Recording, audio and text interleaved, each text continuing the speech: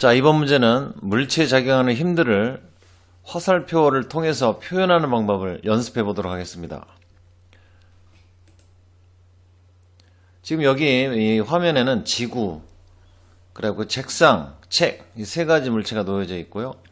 이 물체들이 작용하는 힘들을 작용점과 화살표를 통해서 표현해 보고 작용 반작용의 관계에 있는 것과 평형 관계에 있는 힘들을 우리가 찾아서 알아보는 시간을 갖도록 하겠습니다. 먼저 이렇게 질량을 가진 이 세 물체가 있을 때 이 물체들은 상호 만율력이 작용하고 있는데, 만율력이란 무엇이었죠? 질량을 가진 두 물체가 있을 때 이 두 물체 사이의 거리가 r이 주어지면 두 물체 사이에는 서로 반작용, 서로 당기는 힘이 작용한다라고 하는 것이 만율력 법칙인데, 거리 제곱에 반비례하고 두 질량의 곱에 비례한다. 기억나죠? 자, 일단 이 물체들 세 개가 있을 때 이 물체들 사이에는 일단은 만율력이 먼저 작용을 한다는 사실이죠. 첫 번째, 지구가 책상을 당기는 힘을 표시해 보도록 하죠. 자, 지구가 책상을 당기기 때문에 책상의 힘을 받았으므로 책상 속에 작용점이 있죠. 작용점을 표시하고요. 화살표는 어느 쪽으로? 아래쪽으로. 왜요? 지구가 당기니까 지구 쪽으로 화살표가 표시가 돼야 되겠죠. 이거를 F1이라고 해봅니다. 자, 여기에 대한 반작용은 어떻게 표시가 될까요? 지구가 책상을 당겼으니까 이번에는 책상이 지구를 당겨야만 이게 반작용이라고 할 수가 있겠죠. 이걸 F2라고 한다면 작용점을 지구에다가 표시하고요. 화살표는 위쪽이 되겠네요. 이걸 F2라고 해봅시다. 그 다음에 또 다른 만율력이 있는데 바로 뭐냐면 지구가 이번엔 책을 당기는 그런 만율력을 표시해 보도록 할까요? 자, 지구가 책을 당겼으니까 힘을 받은 책 속에 작용점이 있어야 되겠죠.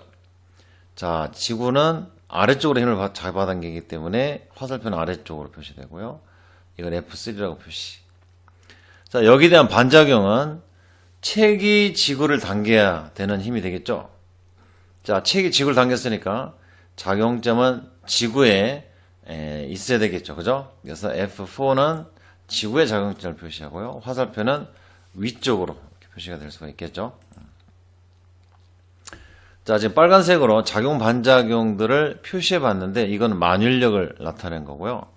이 만율력 외에도 다른 종류의 힘들이 있습니다. 첫 번째, 자, 지구가 책을 당겼으니까 책이 지구 쪽으로 끌려가고 싶은데, 그죠? 끌려가야 되는데 끌려가지 못하죠. 누구 때문일까요? 책상이 중간에서 방해를 하기 때문이죠. 그래서 이 책은 바로 이 책상을 누르는 힘이 작용되게끔 작용을 하죠.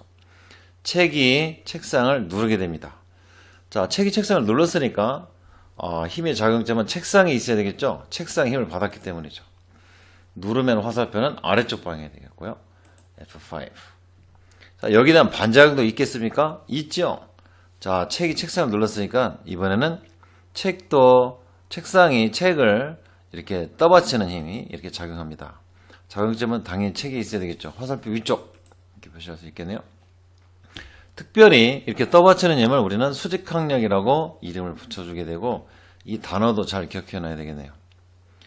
자, 여기에는 또 다른 힘들이 있는데 바로 뭐냐면 책상이 바닥을 누르는, 이 지구 바닥을 누르는 힘을 F7이라고 하는데 이것도 한번 표시해 볼까요? 책상이 지구를 눌렀으니까 지구 쪽에 작용점이 있네요. 화살표는 아래쪽이 돼야 되겠죠. 자, 이거를 F7이라고 하고요. 여기에 대한 반작용은 무엇인가? 여기에 책상이 바닥을 눌렀으니까 바닥도 역시 책상을 떠받쳐야 되겠죠.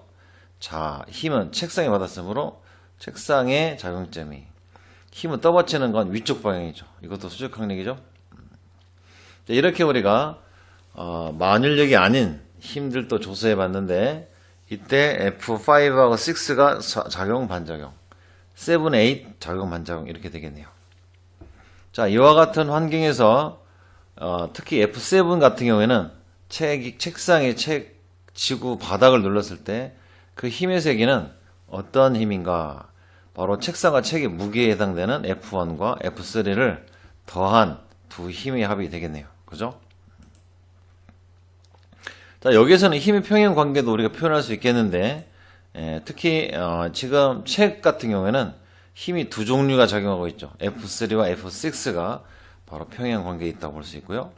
그 다음에 책상도 지금 평행 관계에 있는데 이 책상에 작용점이 3개가 있죠.